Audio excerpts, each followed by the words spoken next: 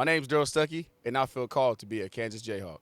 Hey, everybody, and welcome into the debut edition of Hanni and the Hawks, a new feature here on Kansas Nation where every episode we spotlight a Kansas legend, look back on their glory days, but also talk about present-day Kansas athletics and how proud they are of the current programs. Today, we get to kick off our pilot episode in the transformational new David Booth Kansas Memorial Stadium with one of my favorite KU football ambassadors of all time, the great Darrell Stuckey. Great to see you, my friend Darrell. see you too, How you buddy. doing, buddy? I'm great, doing really good. How about our digs here, sitting on the 50-yard line at the new booth? How cool is this? I mean, this is one way to get on the field again. That's right. Probably not what you prefer. Hey, But it's what my body prefers now. That's probably true. Speaking of being in the new booth, I mean, what's more surreal? Looking over my shoulder at the name Stuckey in the Ring of Honor. I know it's been 6 years since you've been put up there with the all-time greats, so maybe that's sunk in.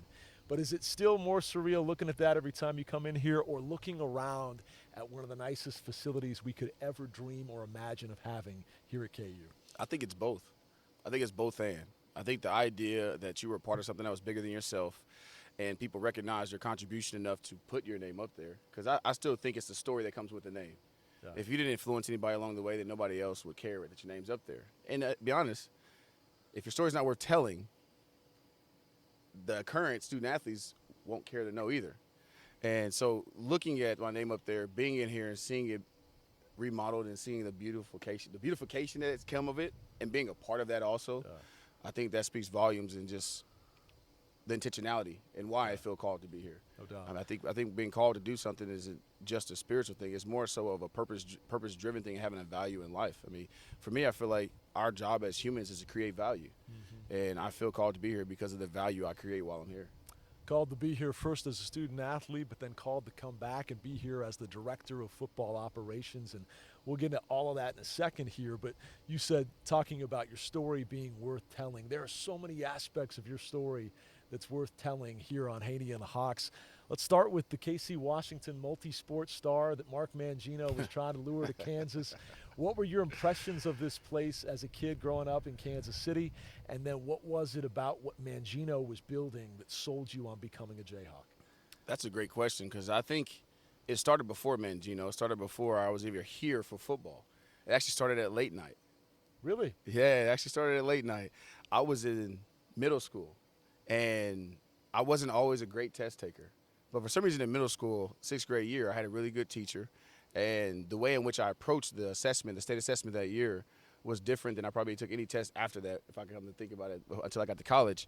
And basically, if you scored a certain percentage or proficient on it, or the higher percentage of the classroom, the gift was she would take you to late night. Now, that's a great teacher. And I believe she was probably an alumni of KU, proud alumni of KU, but the reality is late night was free. You had to just bring a food good, so there's no violation in that. So, and it was open to anybody who tested based on it. It wasn't based on athleticism, it was based on anything.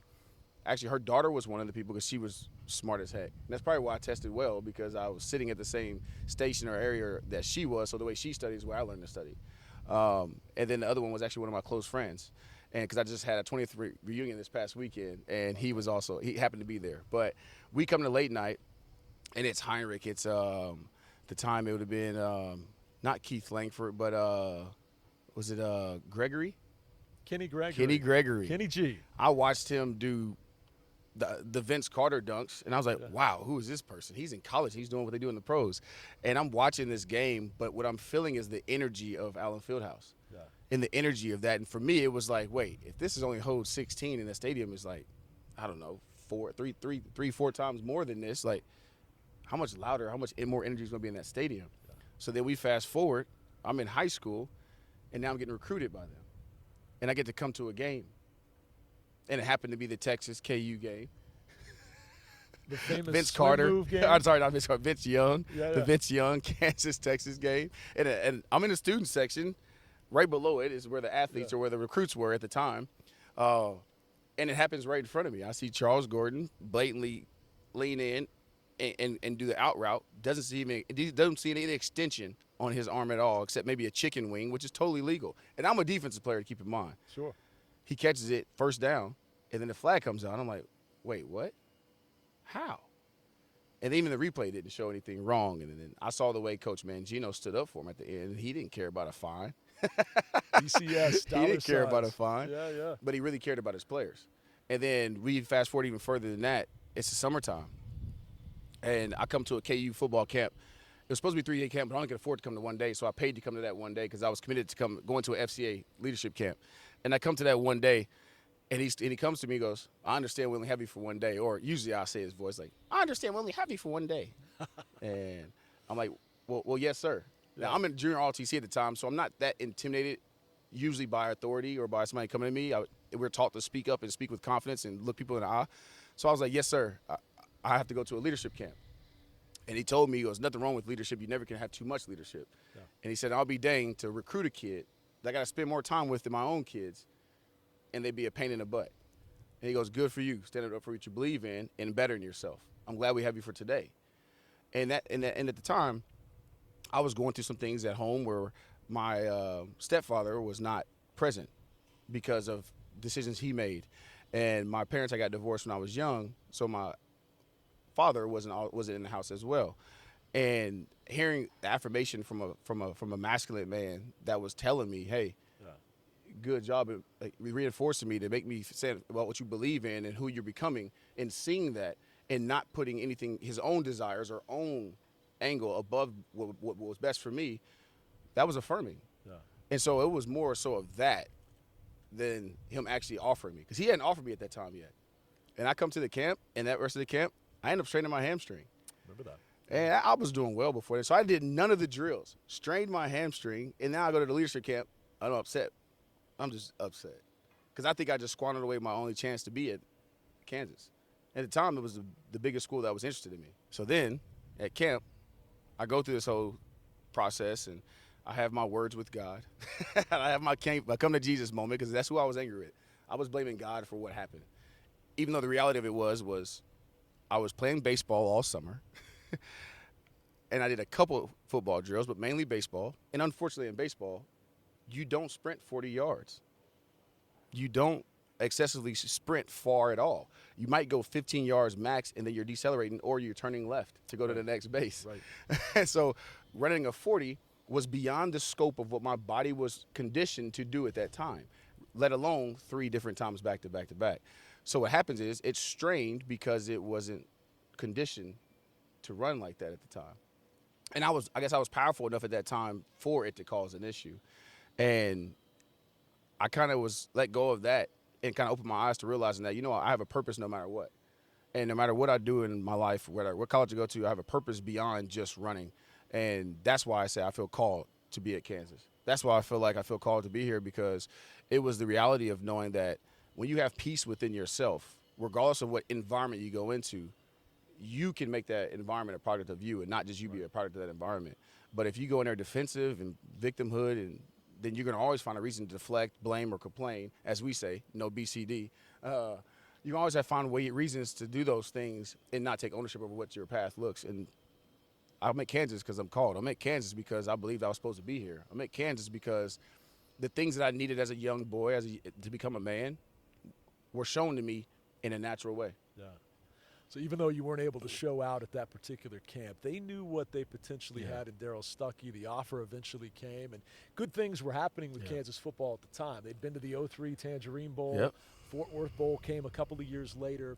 The breakthrough year, though, the breakthrough couple of years, your sophomore and junior seasons. Of course, 12-1 in 2007, Orange Bowl champions, 8 wins the next year, including the big win over Mizzou en route to the Insight Bowl. Take me back to 2007, though, when you guys really got rolling. What was the culture like, and when did you realize something special was brewing at Kansas? The offseason that year, and this is probably why this is so amazing that this part of the stadium is still here. That offseason, we walked in this stadium, and our strength coach told us that we had stadium stairs. And we're like, oh, shoot, we're going to start off like this? So we did the stadium stairs. And then the next day, we showed up again. Instead of just doing stadium stairs, we had to do a half gasser first. Half gasser. What's a half gasser? Half gasser means you start with your back to the stadium, to the stairs you're going to go up. So we started on the near sideline. We ran across away from the stairs to touch the opposing sideline, only to return full speed, run through the track at the time because the track was there, Sure. ran across the track and up the stairs. So you did a down and back before you got to the stairs. We had 5 of those, and they were timed. They didn't care how you got up the stairs. So my first 3 steps, I looked like a triple jumper.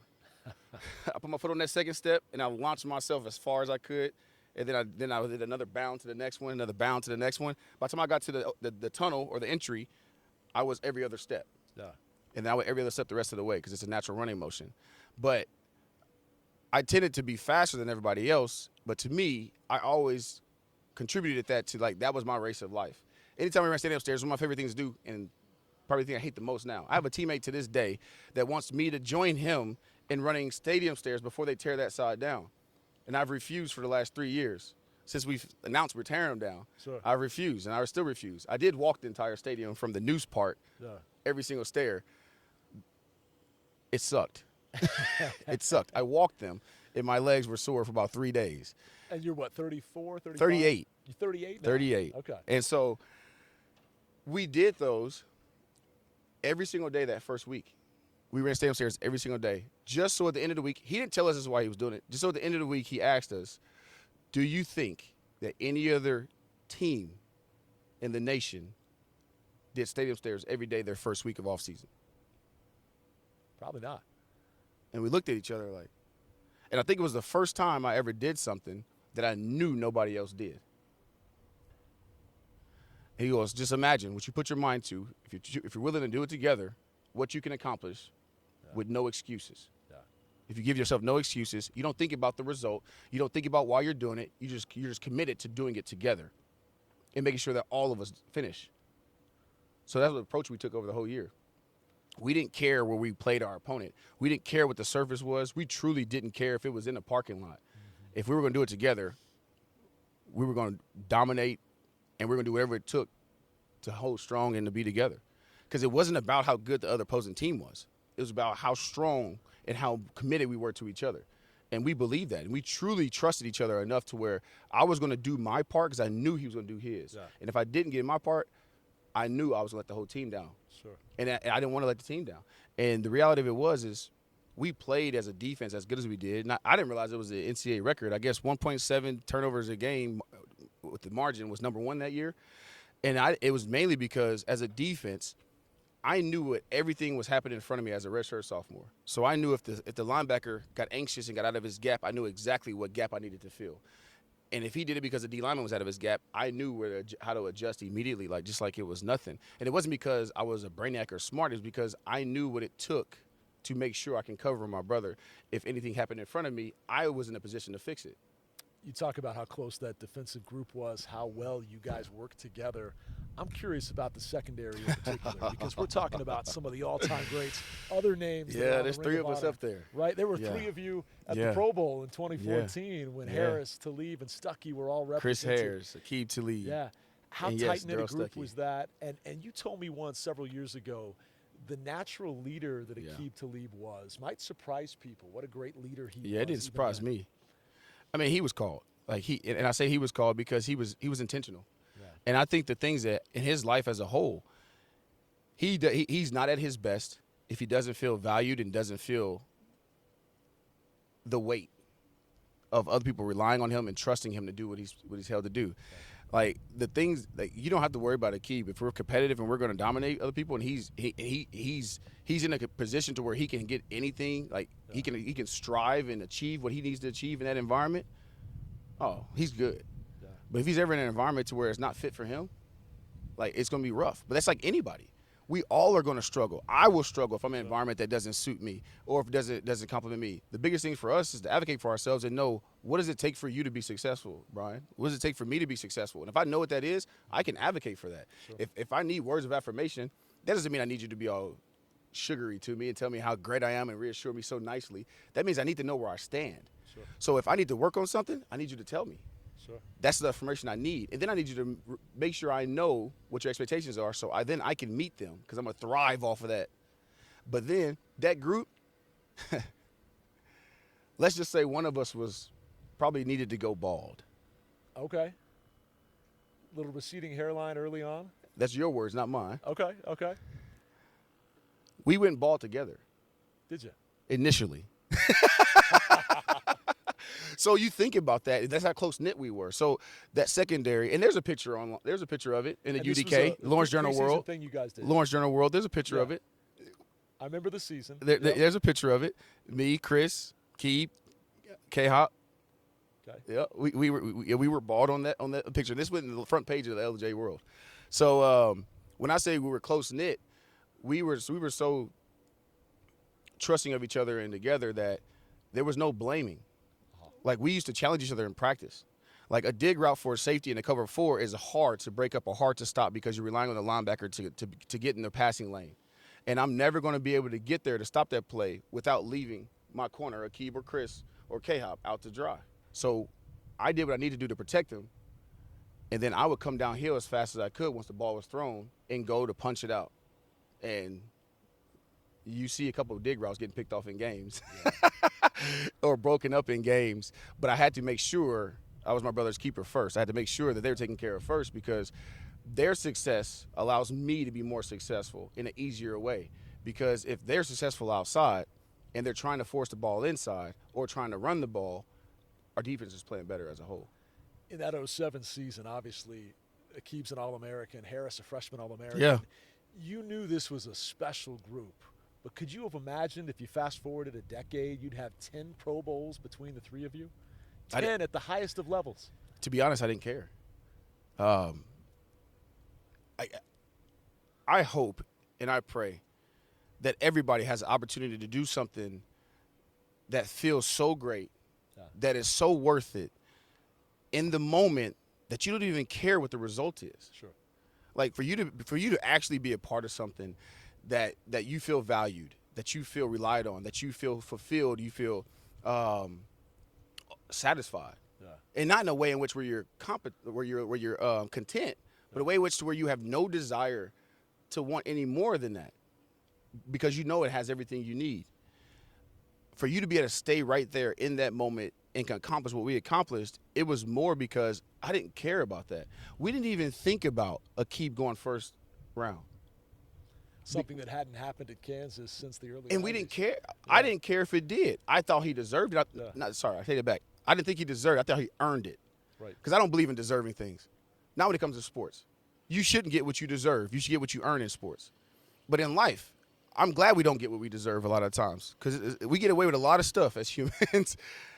And we earn these things in life. When it comes to sport especially, we should never just get what you deserve. You should get what you earn. And it cheats the system. It cheats the system of sport, or the way in which sport is set to give people what they deserve.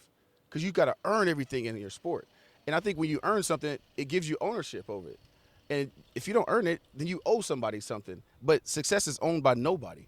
Yeah. As soon as you win the championship, what do they do? The next day they talk about what they're going to do to keep it.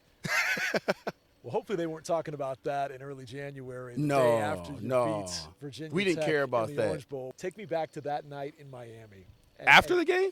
No, just it's a family show. We don't get Oh, canceled after our actually, first my episode. answer is a family answer. Well, give me anything you want to give me on that night and memories of that moment, man. because you guys climbed to the top of the college football mountain, a BCS Bowl appearance, and then you crash the party and win the thing, taking down the Hokies and Beamer Ball and all of that. When you think back to that night, in-game, after the game, whatever, after game, all the above, huh? what comes to mind? Well, first and foremost, before the game, I had food poisoning before the game. So I was just happy to be up on my feet and willing to play, because the game was on the 3rd, correct? Yep. Let's just say I didn't see the ball drop On New Year's Eve. on New Year's Eve. And I think that was the year that, don't know why I remember this, Evel Knievel, or the guy, was supposed to jump over all the buses in Vegas. It was like supposed to be like 3 field lengths or something crazy. I fell asleep before it even happened. Like, it was like, next when we return, he's going to do it. I don't remember him doing it. I don't know how it went. And we get to the game, and I'm just been hydrating, trying to replenish what I had lost over the last couple of days. And we get to the game, and I'm just doing whatever I can to keep the energy up and to do my job. And I didn't have to be more than I was. I just needed to be enough for my team to succeed. And I was where I was supposed to be at different times. JT, Justin Thornton, other safety, had a pick in that game. Akeeb had obviously had a pick in that game. Some high stepping too. Yeah, it started off with that. But what I remember about that game is we were prepared. And it didn't matter what I came to the game with as long as I showed up. Because I trusted that what we did up to that point prepared me for that moment. So there was no anxiety of what I was capable of. It was more so of staying out of my own way and staying hydrated, and making sure that I communicated in the way in which that was necessary. And if you remember correctly, after the game is over, I did multiple interviews with my mouthpiece still in, including eating an orange with my mouthpiece still in. I don't know if that goes to how good my mouthpiece was molded, but shout out to Justin Anderson, by the way. But the reality of it was I was so exhausted.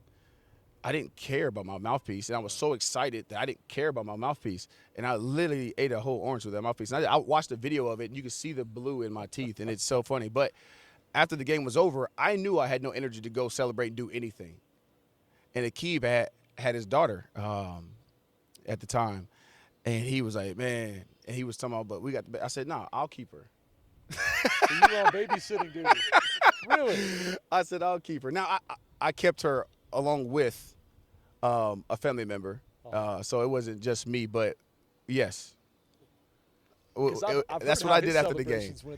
And that's why he was able to have a celebration that he earned, because that was going to be his last game. Yep. For me, it was only the beginning of realizing like what I was capable of and what we were capable of as a team. Yep. And for me at that time, I mean, I was under 21, so I wasn't worried about what I was about to go do. I just really wanted to relax. So I literally had his baby, and his baby was had his baby with me, and she was put to sleep, and she was in the car seat sleep. So I went and got in the hot tub to relax because I was sore as heck. She stayed asleep, and then went up to the room after they got the hot tub and sat her down. And her family at the time, the family member took her to the room with them, and I went and changed and whatever, checked on her, and they were fine. And so because they wanted time to go have dinner, the rest of the family. And so for me, that's what my mentality was as a young player here, young leader here, is understanding what your teammates needed to succeed. And I think that's the biggest part of leadership. And I think that's why teams work, and I think that's the most fulfilling thing you can do is understand what is it that my team needs to succeed, and how can I serve them in a way in which that builds them up but doesn't hinder them or limit their ability to maximize their full potential. And yeah. People hear the name Darrell Stuckey, they think a lot of things. First off, he's our director of football operations and relations, I should say, on this current KU football program. But probably the first thing comes to mind is Arrowhead Stadium, 2008, KU and Mizzou, and this guy accounting for 3 takeaways in that game. How often are you reminded of that performance, and what are your fondest memories of that day in KC, your hometown, taking down your arch rival? Such a great atmosphere. It's a phenomenal atmosphere. I remember the energy of that stadium. I mean, you're talking just under 80,000. I don't know if you can replicate that amount of energy, and I didn't think I ever would until we played the Chiefs Monday night, first game of my career. That's right. But that day, I mean, coming into that game, I don't remember how we felt about what. All I know is this is a family show, but there was a lot of things going on, not necessarily negative, but more so of we wanted to go and perform in a way in which to where nobody probably thought we could that year. I think going into it, the opposing team had 6 turnovers total or something like that. So they took care of the ball. And I knew for a fact, because Coach Bowen kept making sure I knew, that if we're going to win this game, we got to force them to turn the ball over. We got to force to turn the ball. We got to force to turn the ball over. And we knew they were going to be who they are and did what they did and do what they do. And I needed to make sure that I filled in the gaps where I knew we were weren't where we needed to be, or weren't adequate. And when I say not adequate, it means it doesn't mean we were at a disadvantage. But every defense. This is the time when I found it out because I would ask questions. I was that player that always would find the holes in the defense and ask the question of why. Well, what if they do this? Well, we got to call a different call. And that's when I realized that, so every defense has a weakness or has a hole in it. Well, yeah, because each defense is fit to stop something specific. And so for me, that's when I really understood that, okay, if you're aware of where the hole is, then you got to understand exactly what it is they can do to attack that hole on any given play. And I knew they had a few plays that could attack certain things, and I could be the corrector. I always thought of the safety as a safety valve. When in doubt, you hit the safety, and everything gets fixed. That's why you're usually the last one in the frame, which sucks because it looks like it's always your fault. But the reality of it is you're supposed to be the safety valve. You're supposed to be the corrector. And it was a book I read that was not about me, not about it was about Michael Jordan and Kobe. It was a trainer that trained both of them, and he was saying there's different types of leaders. There's a closer, there's a cleaner, and I would say I was probably more of a cleaner. I was aware of what the abilities were of the people around me, and I was willing to pick up the slack or do what it took to make sure that their deficiencies didn't set the whole team back. And so for me in that game, there was a few opportunities I had to do that, and one was the dig route I picked off. The next one was the 7 route that I dropped on the way out of bounds in the first half. And I ran full speed into Mangino, and there was no winner in that one. He stayed on his feet. I stayed on mine. But neither one of us caught the ball. Block or charge? No. He was standing on the sideline, and I was running full speed out of bounds, similar to the one I caught. No, I know. With it's 2 a feet in. social media debate, block or charge. Oh, yeah. The funniest part is that the next time I had a chance to do it, I didn't run through it. I jumped to catch it and got 2 feet in and rolled out instead of running out. Because last time I ran out, I got bounced back. But the reality of it is like those plays was more about being, like, as they say, being in flow. Sometimes you only can hope to get to the state of flow in the midst of a game. At one time, I kept a whoop watch on. I was one of the first players in the NFL to wear one before they did the deal, and I used to put tape over it. But the peak of my heart rate was at kickoff.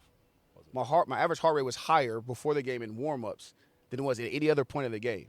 And it would peak at kickoff, and then from there, my heart rate would slowly go down throughout the game. And a lot of times because you get in the flow, you're no longer surprised of what's coming. You're no longer caught off guard. Yeah. You're in flow. And so for me that day, I would say I got in flow pretty early.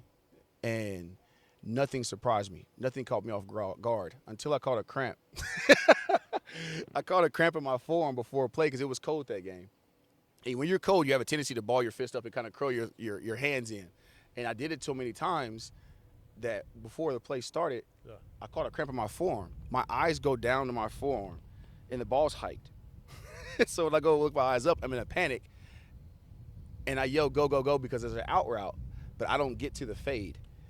And it was the one bad play I had in that entire game. And that's one of the things I think about every time I think about that game. I don't think about just the 3 turnovers I had. I think about the one play I gave up. And it's the funniest thing ever. Coach Bowen texted me after that game. He usually doesn't text me after games. Matter of fact, I don't know if he ever texts me after a game. He texts me after that game, and he goes, "You played a hell of a game. Probably the best game I've ever seen played by a safety. Get your eyes to one on the go call." Because I didn't give my eyes to one and give up the one play. But he's a perfectionist, and I was too. Sure. And so the reality of that is that game happened the way it happened because I wasn't focused on the result, because I was focused on being the cleaner. I was focused on doing what was necessary to help my team and to make sure that we didn't have any deficiencies. And when something goes bad, you can't be emotional about it. You got to be solution-oriented. Like the best defenders aren't defensive people. They may be counter-minded, where I'm always thinking of a counterattack, or always thinking of how things can go wrong, but it's not because they're defensive, it's because they're solution-oriented. When you're defensive, you don't take ownership. When you're solution-oriented, you're leaning into whatever the problem is and trying to figure out, okay, how can we fix this, or how can that be better? And because of that, when you catch a pattern of a team, you get in rhythm, I'm solution-oriented. So when I see a liability, I'm going to become an asset. You just won the Orange Bowl the year before, so I don't want to minimize that, but you played so well in this NFL stadium in your hometown against your arch rival, a legendary performance. Yeah. It begs the question, was that your proudest moment as a Jayhawk? I don't know. Beating A&M at A&M was pretty fun. Yeah. That was pretty fun. Stop the J train, right? Yeah. Jaworski Lane? Yeah. I hit him way too many times that game. I was happy to hit that O-lineman on that power play. Proudest moment. It would have to be graduation. How about that answer? It had to be graduation. I don't think anything can be a more gratifying feeling. To think of it this way, in our culture, we start school before we even can choose school. We put ourselves in school, And this is something you go in your entire childhood doing Yeah. without thought. You do it because you were told to do it. You choose this one usually, right? You choose to go to college. And now you're completed it. I mean, college is the first thing in your life you literally, formally complete. And for me, a game, there was always another one. Or you're always hoping for another one. Everybody ain't hoping for another degree or hoping for another college course. But this is the first thing that you finish in life, and now you get to choose if you go back to school. You get to choose what you want to do next. And being at the University of Kansas, knowing what this campus stands for and what it means to walk down that hill, I mean, I was just happy to finally be able to walk through Campanile, like, without the freaking fear of not graduating if you walk all the way through it or not. Like, but the reality of it is like that graduation, I looked my mother in the eye and I said, Miss Yvette. I didn't call her by her first name, I called her by her middle name. But that was the first time I felt accomplished because it's something nobody can take from you. Nobody can say that, oh, you never finished. No, I did finish. Football, I had to prove myself in a way in which that somebody else thought I would be viable for their team enough to pick me. I couldn't control that. Yeah. But for me, if you focus on things you can control and those are things you give your energy to, when the things you have opportunity to do come, you don't take them for granted. What a great answer. Before we talk about your present-day role as the Director of Football Relations, tell me about Coach Mangino, how your relationship evolved over the years and how satisfying it was to see him get his just due as now a Kansas Sports Hall of Famer just a couple of months ago. It's pretty amazing. He's probably the reason that I'm the Director of Football Relations, not because he directly gave me a letter of recommendation, even though he probably would have if I would have asked. It's because of the way he helped polish me. When I came to KU, I was broken. I was a young man whose life just did everything but fall apart. And I was lucky because I was going to college in the midst of that. And so when I got here, he didn't feel sorry for me in a way in which to where he just patted me on the back and said it's going to be okay. He gave me purpose. He gave me value. He gave me opportunity to achieve something no one else in my family up to that point had achieved. And he believed in me. And I think that any of us as humans, we're created to be relational. We're created to relate together. We're created to build together. And he was a builder. And he identified and was really good at evaluating people and seeing the intangibles in them and pulling those out. And he was willing to do it almost at any cost to get your attention. And once he got it, he wanted to put you in play. He wanted to put you in action. The reality of it is that I remember telling him what my role was. And he goes, after he found out I was back here, and he was like, that suits you. It's really good. Yeah. But for me, it was more so of he was a person that he was very intentional, very detail-oriented. Yeah. So as few things he ever did as a coach that wasn't intentional. And then when I say he's intentional, like he recruits you, right? You get here. I'm in junior RTC. My family's from the South. So we're taught to respect your elders, open the doors, speak up when you're somebody spoken to, speak to everybody in the room, don't be disrespectful. Yeah. Take out the trash. You see something, do something about it. If something's out of place or whatever, if you see trash, you pick it up. And so every time I would see him every day. Good morning, Coach. Hey, Coach, how's it going? Hey, Coach, how's it? Even at practice, going in and out of a meeting, didn't matter. I remember initially seniors were like, what are you doing, dude? You don't talk to him. It's like, what do you mean I don't talk to him? He's our coach. What you mean? This ain't recruiting no more. And I'm like, well, whatever. I'm going to do my part. So the way I was raised is regardless of what the response was of the adult or of the elder, you would always speak no matter what. Because it's not on me that I didn't speak. It's their choice, right? So every day I would speak. Every day I would speak. Freshman year, it was kind of like whatever. He wouldn't say too much back. And I think it was intentional because of the recruitment season's over. I'm no longer here to butter you up and tell you how much we want you here. I want you to choose to be here. And so sophomore year, it turned into a, hey, like under his breath. It wasn't a truly like, hey, how's it going? Junior year, it was a, hey, Stuck. He would respond. Senior year, he would speak to me first. I remember the line. What's shaking, Bacon? What's shaking, Bacon? Or it was like, Darrell, my other brother, Darrell, because it is. So it was, but our relationship was very consistent because he was very consistent who he was. He wasn't somebody who was one way here and one way there.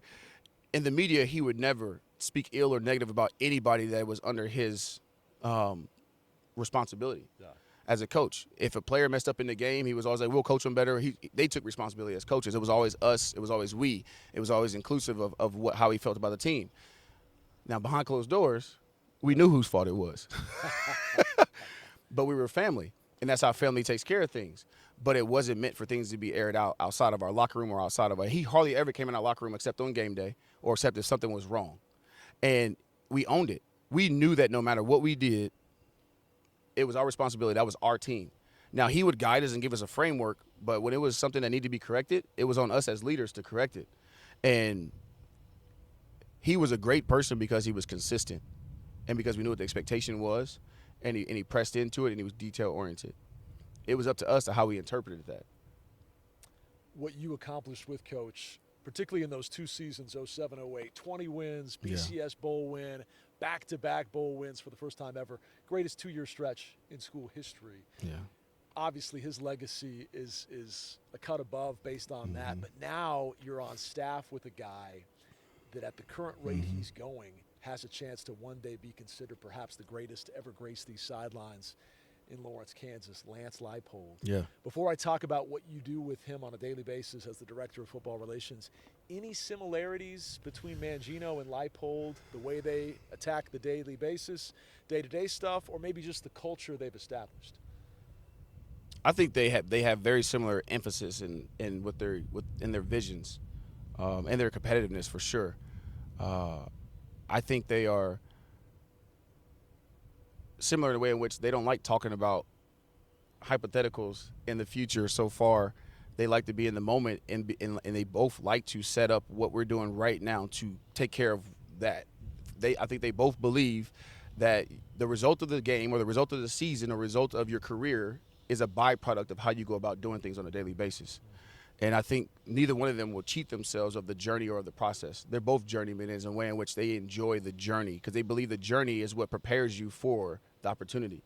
Sure. But I would go as far as to say I would never speak on what I think Coach Leipold is capable of because I don't want to limit him. Because the realization is, and I think Coach Mangino was second this, and he said it actually when he went in the Sports Hall of Fame, is to be a great coach, you still need a great environment. You need alignment. And alignment, as in the leadership of the university, has to have alignment. Even in the professionals, the leadership of the front office and the coach has to have alignment.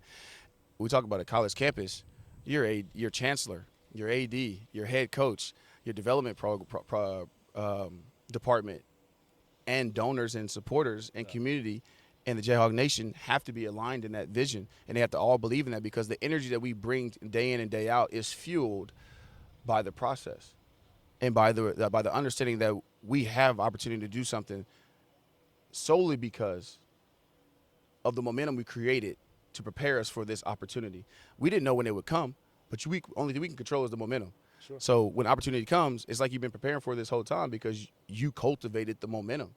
So we build something that is prepared for whatever opportunity is coming towards us, and we can approach it and attack it without hesitation and without doubt. And how about that alignment? From Chancellor Doug Gerard to Travis Goff to Lance Leipold and everybody. It changes everything. Absolutely. It changes everything. To unprecedented generosity from the donor base, and now all of this that you guys get a chance to experience. Tell me about how great the current alignment is, but then also, do you have a favorite aspect of this new stadium, the new booth? A favorite aspect would probably be the variety of options of game day experiences you can have in it. I think that they cultivated and created an environment to where whatever your preference is of experience on game day is probably a area in this venue for it. Oh, you like to be indoors and see the game and hear it loud. Well, we have a 1921 club that gives you just that. Oh, you like to be on your back patio and watch it. Oh, we have a 1921 club patio. Oh, and the patio that Johnny's Tavern is hosting right here behind me over my right shoulder. Oh, you like to be in the game, but you want to be in a high chair with maybe some wheels on it options. We literally have club seats sitting right here to where you can do those things, but maybe you want more pad on your seat. You want to sit back with some more pad. We have it right here. Yeah. You want to go in and get all-inclusive food? We have it right here also. You want to be high-end and you want to be able to have a suite? You earned yourself a suite, not deserved, but earned yourself a suite. There you go. And then the beauty of even the upper deck, the view you get there, the clarity you get of the field. My family sits up there, and it's amazing. Yeah. Initially, we had never been that high before and seen and looked at a game off of a balcony. When the stadium's empty, it feels a little uncomfortable. But when you come here on game day, there's very few better seats than being right there and being able to see the whole field and not stuck turning your whole neck. And me as a player, I'll be honest, my favorite angle is at an angle up in the corner, because as a player, you never use the sideline view. You always use the end zone. Or I like to be on the field in the end zone. So if I'm going to be on the field level, I prefer to be in the end zone. The sideline is okay because I work on staff here, and you can see quite a bit there. But I don't to me, I want to be in a position to where I can feel the energy and watch the game and have a conversation. So I enjoy sport as a whole. It may sound cliche in sports and entertainment to say there's not a bad seat in the house, but genuinely here, all the sight lines are great. You're closer to the field than ever before. If you haven't had a chance to check out the new booth, make sure you do. This place is awesome. Okay, real quickly, for folks that might not know, what does the Director of Football Relations do on a daily basis? Real quick answer to that, and then we'll close with our 2-minute drill. Oh, everybody knows what relation is, don't they? You got to be able to relate to people. Now, Director of Football Relations is basically allowing yourself to become a liaison with any of our external relationships, whether it's donors, whether it's former players or alumni, whether it's your community engagement. You create relationships with different entities that are outside that impact the internal organization. And so anything that can enhance our program, whether it's a relationship with our local police department, bringing them in to have conversations with our players about what the laws are currently or what they can do, whether their rights and how they should handle certain situations, or our on-campus police if our players are interested in that type of stuff, or going through a simulation and understanding what goes through a police officer's mind in small situations, or understanding what it means to be connected with student organizations on campus and having the buy-in of the whole environment, or getting our players involved, or spiritual development throughout the week. So towards our players, I hope I assist our player development person when it comes to development of leadership within our program and professional development.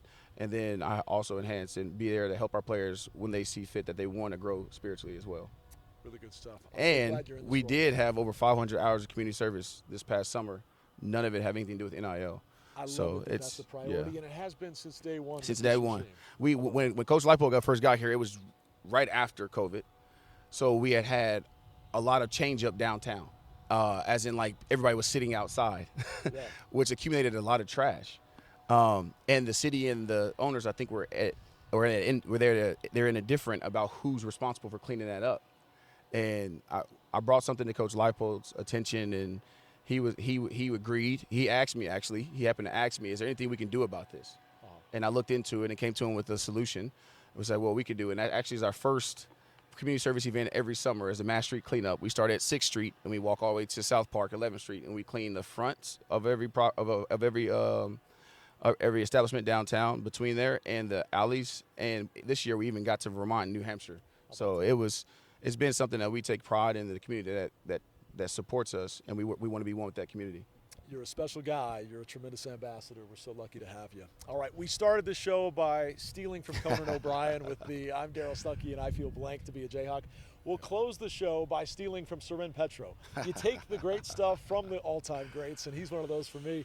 Seren always has his final four. Yeah. We're going to call it our 2-minute drill. All right. Rapid-fire questions, rapid-fire answers. Oh, boy. Just hit me with the first Do we thing edit that this pops if I say something that's inappropriate? I think so. I think we can do that. Gabe will take care of us. Okay, here we go. 2-minute drill. If you could trade places with any one Jayhawk for a day, historically or present day, maybe you want to get back out on the field and not just doing interviews, but you could trade places with any Jayhawk all time for one day, who would it be and why? That's a tough. Any Jayhawk. Any Jayhawk. Could be Wilt Chamberlain. I've never thought about that before. It's supposed to be quick, isn't it? Do I have to stay in football? Could be Jim Ryan. Could be any sport. Ooh. I think Laverne Smith. Oh, I know he's one of your favorites. He is one of my favorites. He was a running back, which I played running back in high school, but he also ran track. So. Okay, great answer. He has the fastest 100-meter dash to this day at KU history. So yeah.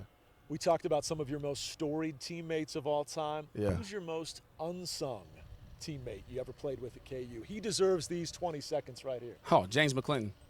Okay. James McClinton. He was the Big 12 Defensive Lineman of the Year. But, he was. But not hyped enough. No, I mean, they didn't even give him a chance. I mean, he had a couple of things that happened at the end health wise, but he was a player that was the hardest D lineman for the Outland Trophy Award winner that year to block, and everybody looked surprised when he said it. But I would say James McClinton, just because when you play line, whether it's defensive line or offensive line, when you're interior D lineman, you usually don't have enough sacks to make people go, oh my goodness. But you usually affect the game in a way in which to where all your defensive players know how impactful you are. And I think James McClinton was one of the most consistent players we had on our defense. Very good. Okay, favorite place on the Kansas campus other than the new booth? You can't pick anything to do with football. Your favorite spot on campus, where else would it be? Favorite spot. You can't get to it anymore. It wasn't my favorite spot to linger. It's not there anymore. It used to be J Bowl. Okay. When I was a student, it was Sure. J Bowl. It was in the Kansas Union. Me and other athletes, Julian Wright, Cole Aldridge, my brother Tyrell Reed, we would go there and we would play. And a lot of my teammates, we would go there and we would bowl. I remember after a basketball loss, me and a few of the basketball players went bowling after that. Just because they wanted to be able to just throw pins and throw something at a wall or do something that could take their mind off of it. But so that happened like twice. that's about it. That's about it. Favorite places to go on campus. To be honest, if I could do something, Potter's Lake is pretty awesome. Especially when the sun's reflecting off of it. But one of the unsung or hidden places is probably the Dole Institute. Oh, like when the sun is going down and that sun hits that water, like and reflects off that building, it's pretty serene. Like it's pretty calming too. It's a pretty cool place to go. Final question. You mentioned your brother, Darrell Reed. He's your brother-in-law. Of course, you met Lacey here. Yep. I wish we had more time to get into your romance story because it's a great love story. You got 4 beautiful kids. But Tyrell, the winningest Jayhawk ever in a 4-year career. Sorry, Mitch Lightfoot. No asterisks. I want to know if you guys traded places, who would fare better? Ooh, Tyrell as a football one. safety Ooh. or Darrell Stuckey on the basketball court as a sharpshooter? Because you were a multi-sport I don't star at think KC you should. Washington. I don't think you got to put a position on either one of us. Okay. Oh, I don't want to limit you. I think no. I'm not saying limit. I'm saying like if we just switch places as in on the team, and then the team chose what position we played. Okay. Because I think he could be a really good receiver. Okay. I think he could be a really good receiver. And I think for me, I would be more of a defensive specialist, Aaron Miles, lock people down, I like it. with a little bit of Keith Langford in me. But Coach Self would have loved you. Toughness, grit. oh yeah, defensive stopper. 100%. Now, I ain't the one to be out there shooting threes all the time, even though I did, out of 100 games, beat him once in a You did? three-point contest. He may not remember, but I had home field advantage. Uh-huh. We were in San Diego. We were at a park. Uh-huh. I beat him and my wife, who were both better shooters than I am. But yeah, one time out of 100 probably. He's going to be a future guest on Hanni and the Hawks. We'll hear his side of the story. Yeah, he may not. He'll act like he doesn't remember, guys. I'm telling you, it happened. I may not have told him we were competing until it was over, but. Darrell, always a pleasure. Yes, sir. Talking KU sports with you, my friend.